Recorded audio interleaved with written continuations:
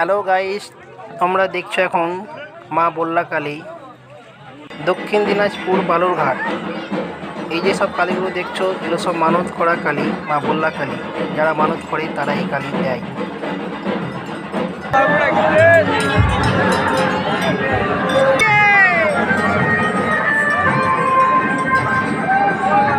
এই মায়ের বল্লা কালী প্রায় 20 থেকে 25 কেজি সোনার অলঙ্কার রয়েছে। এই মায়ের খুব মহিমা, খুব জাগ্রত মা।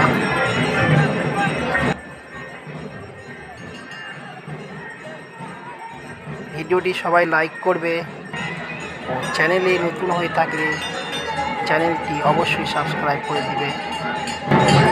জয় মা বল্লা কালীর মায়ের জয়। জয় মা বল্লা কালীর জয়।